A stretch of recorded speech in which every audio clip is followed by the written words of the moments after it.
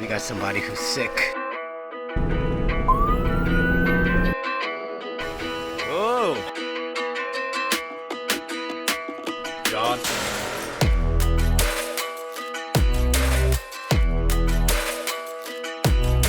Alright, so it's about 10:30 at night, and Brad just texted the group chat asking if anyone is still awake. He said that they might be rolling out. One of his daughters just puked and isn't looking so hot. We're all going to check our medical kits and see if we have something that we could possibly give her. I'm going to try to wake up my wife and see if she can help.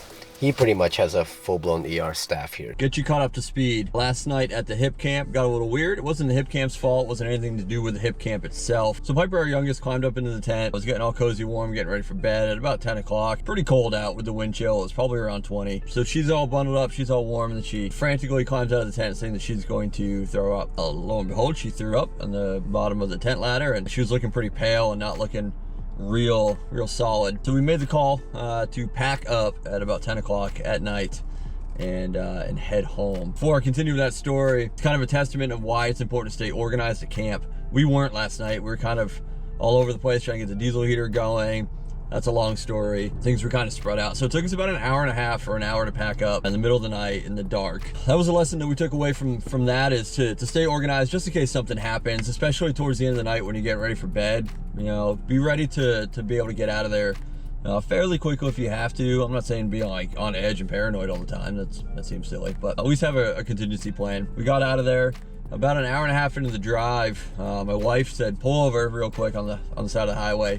And she also threw up. So I'm not sure if there's a stomach bug or anything going around the household here, but I didn't get it. My oldest Nora didn't get it. After they threw up, they both started to recover fairly quickly. This morning, once we were home, they both said that they feel back to normal, but they wanted to stay home. But they gave me their blessing to head back out, finish this thing solo. So I am now on an intercept course with the rest of the crew before we dive into Eglin. I missed a little bit today, and that's okay. It's important to me to make sure that my family is safe and comfortable and healthy before I head out. But I do apologize. I know I promised you guys to show you that amazing campsite once the sun came up.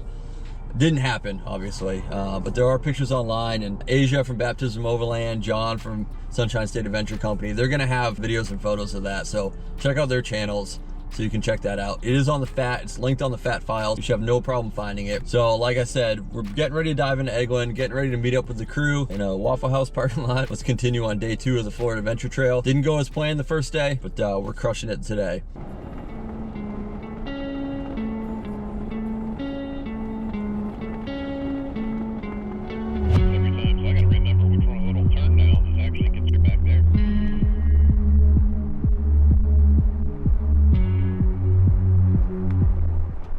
Man, one of the things that I love about the F.A.T. is these cool things to go see, and just getting into Eglin Air Force Base, I don't know if you can see behind me, is a tail section to a C-123 provider. I guess it was coming in on a bad weather day, and I missed the approach a little bit, trying to land and crashed here in the woods, and from what I've been told, no survivors. The wreckage is out here for you to see. Definitely come out here and check it out.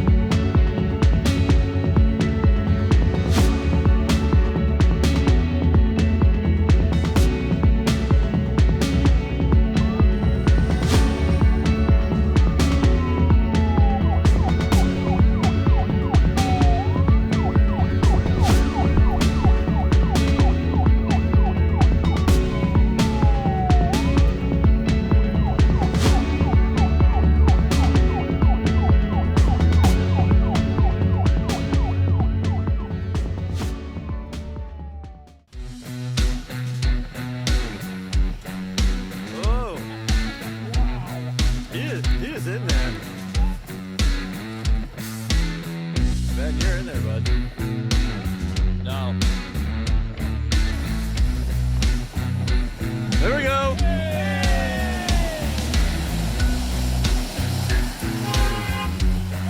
Woo!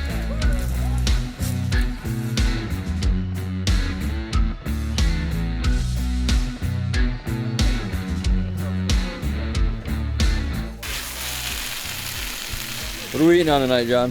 Well, we've got some beautiful steaks here, and we've got sweet potatoes and carrots and cranberries and red onions. Ooh. Yeah. So, a little bit of, gotta stay regular on these trips, right?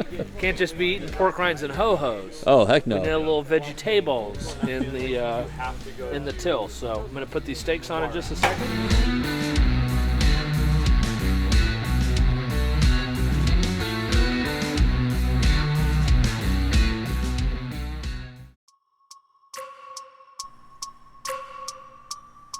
John. Pull out this my medikit for the second time this trip. That will help. He shot himself in the face with a buggy torch. And now he's bleeding. But he's gonna be more beautiful. Don't mind if I burn this in the car.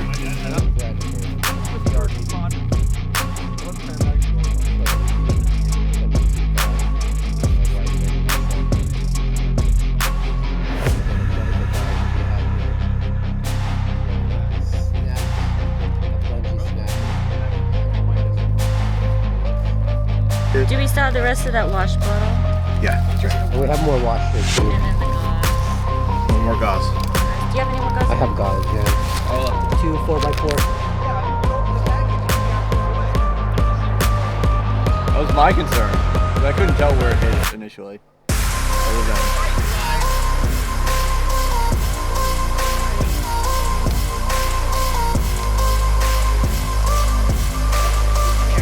Like, it might start to burn. I'm gonna get some of your eyebrows. yeah, you're gonna lose some eyebrow hair. Maybe losing all my other hair. It was just kind of faded. There was a fade to the face.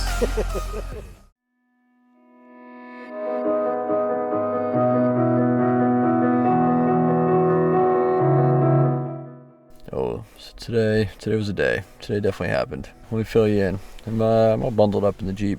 Didn't pitch the tent. I'm just gonna sleep in the passenger seat. Got a 0 degree sleeping bag, about 700 whoobies, and I got another 0 degree sleeping bag behind me, so we should be good. It is cold though. But I met up with the crew earlier where we left off.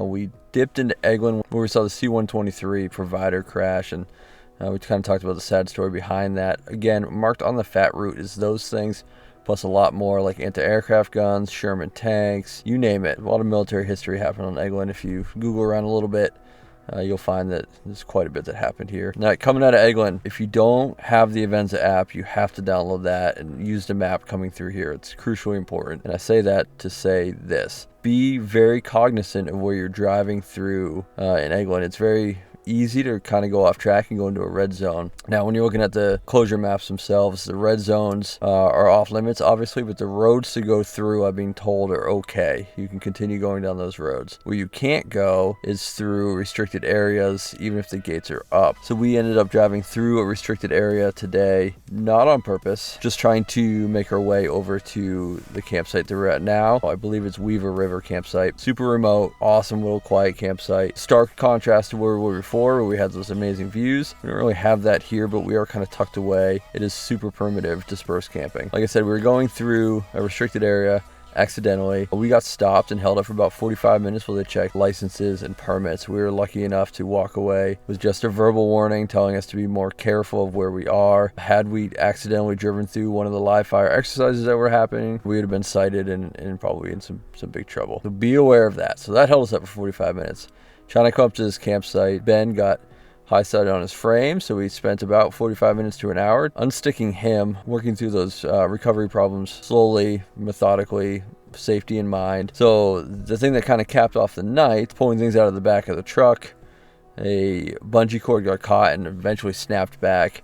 And you can kind of see a little bit here. Thank goodness I'm surrounded by some incredibly qualified medical professionals. We got nurses, RAs, a firefighter here on this trip with us. So they all had some phenomenal first aid kits, and they were able to clean me up, stop the bleeding, and just do some wound closure. They used some glue and they used some plastic strips to close that wound. And pretty jagged W wound. I got a nice little goose egg there. I'll probably have a black eye.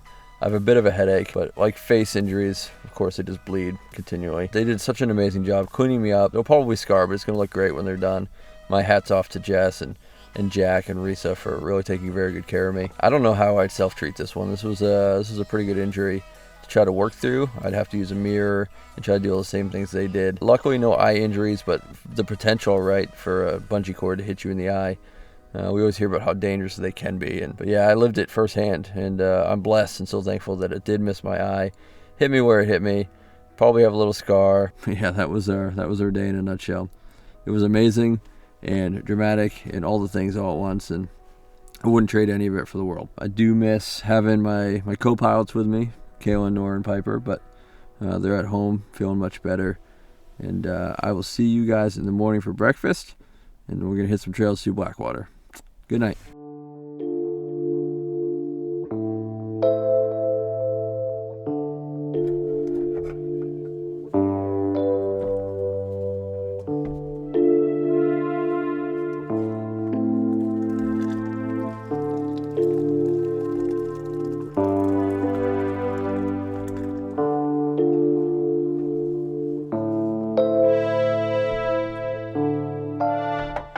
Good morning.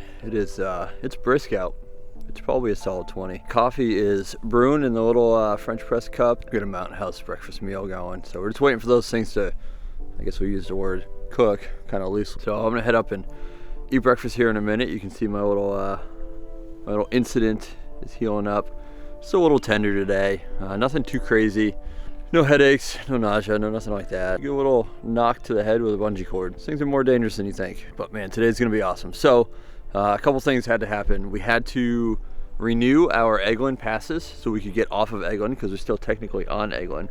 And after last night's run-in with law enforcement, we want to make sure that we're all doing it the right way. And we were last night. We just want to continue doing that. And we're gonna head into Blackwater today, which is gonna be awesome. Should warm up a little bit tonight. Slept in the Jeep last night, nice and cozy, warm, no issues there. Actually more comfortable than I anticipated. It's not going to be a regular thing, but it was certainly something we could experiment and try with since I was flying solo. But man, I'm excited to kick today off. Hopefully incident free, hopefully some fun wheeling and some trails, and then a beautiful campsite that John has procured for us once again. He's done a great job of laying out these campsites for us along the way. I keep saying it, but this trip is bittersweet, right?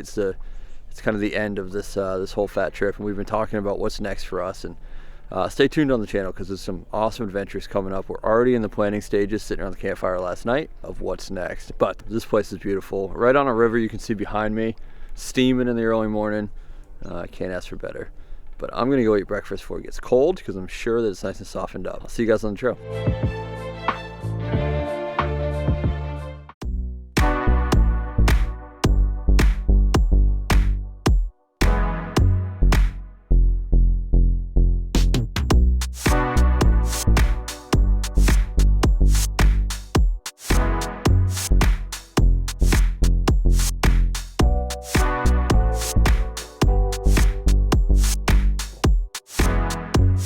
We got our radio call from one of John's friends that we met up with last night. He's also running the F.A.T here on. The maps are showing 3.6 miles to their location, so we should be there pretty quick.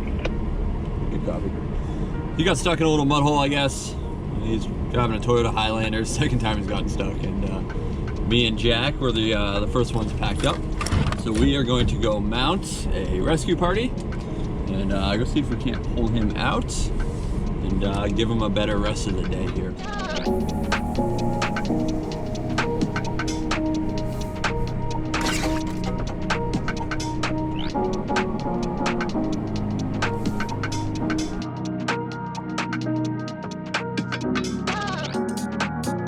We'll get you more. Oh, Which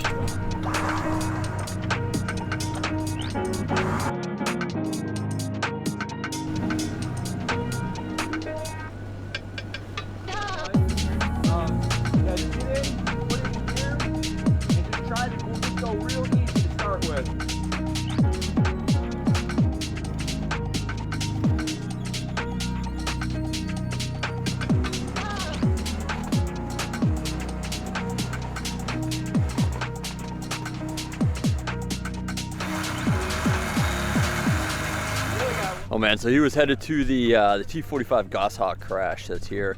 Again, linked on the F.A.T files. You can find it too. The trail is pretty overgrown, reminiscent of Ocala. So you're gonna get some pinstriping for sure, but he got framed out, stuck down there. Tires weren't making any traction, even with the traction board still too low for him.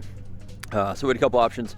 We were either gonna stack some more traction boards on top and try to get him off his frame, or just kind of winch him forward a little bit, which is what we ended up doing. The quickest route, the least destructive route.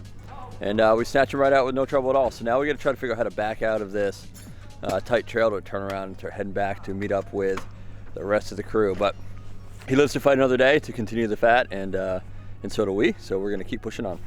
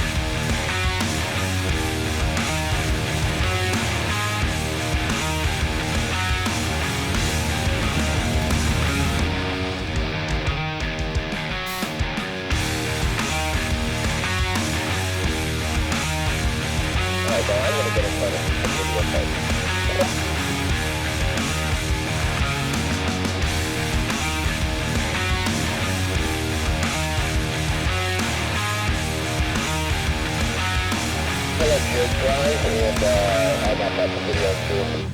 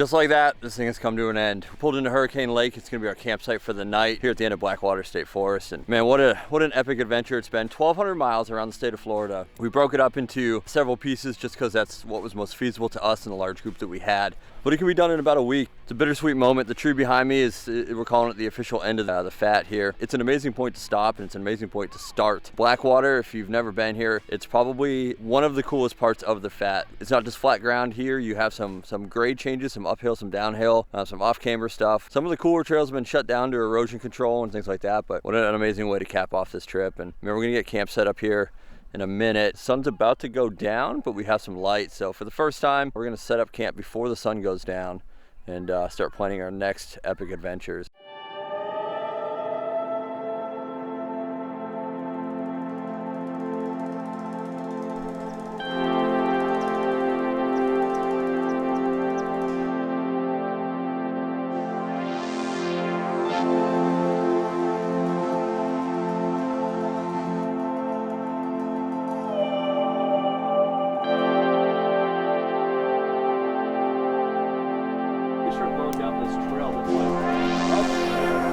Make sure you have a permit. If you're going to do this route, make sure you have a permit and that you check the public access map.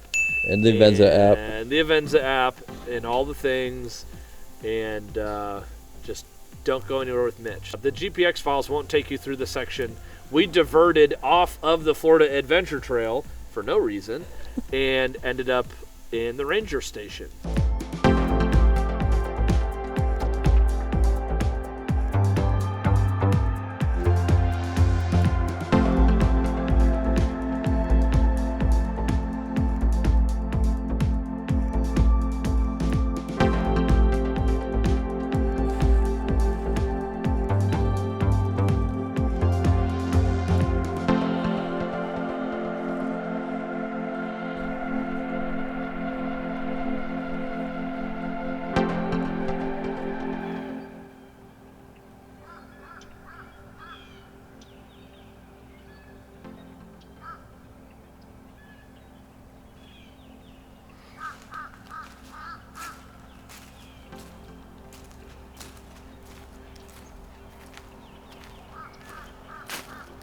Man, I can't think of a better place to wake up to than the side of Hurricane Lake on the final morning of our Florida Adventure Trail trip. It's been an epic adventure, and if we look at it from the beginning when Jon presented the GPX files and the README files to come out here and do this, we didn't know what that looked like, right? We knew what it looked like on the Gaia maps, and we knew what the README files were telling us to do and the permits to get and the campsites we should check out, but we had no way of knowing the friendships that we were going to build. We had no way of knowing the miles and the scenes and the views that we were going to see.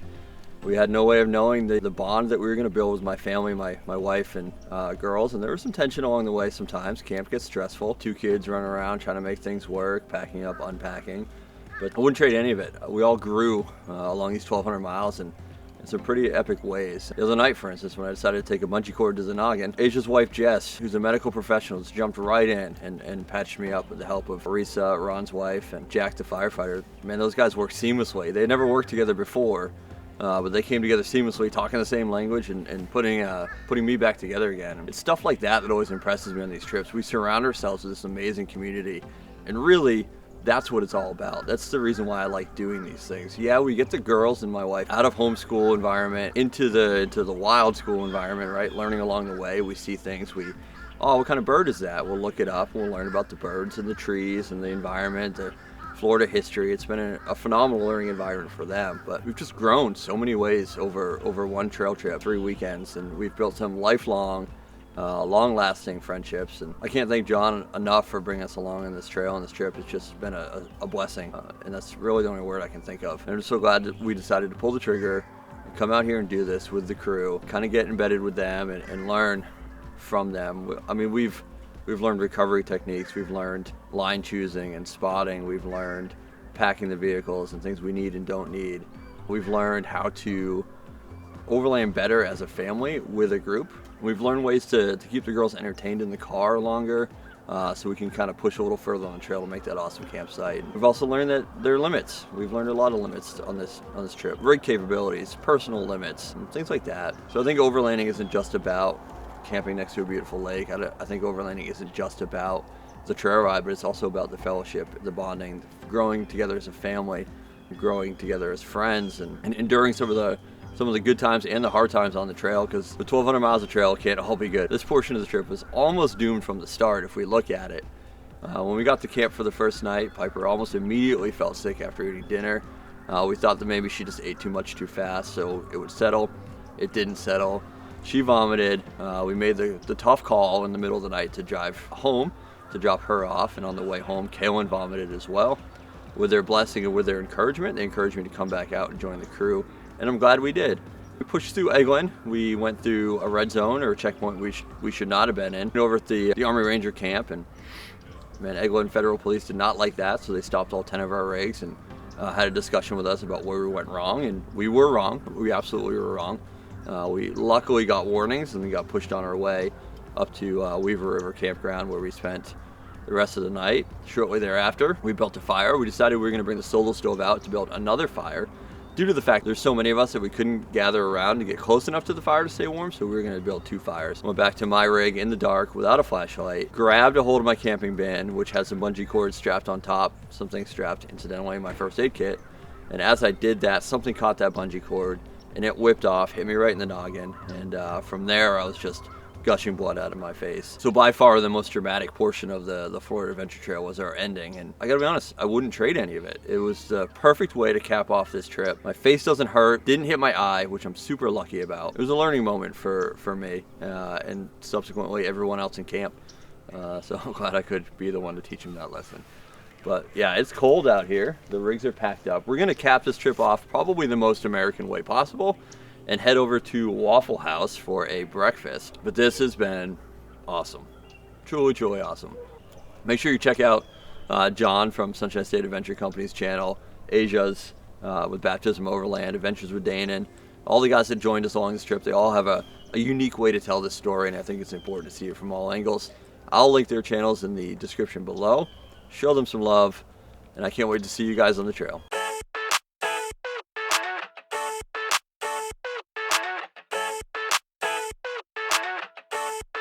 I never thought I'd feel like this.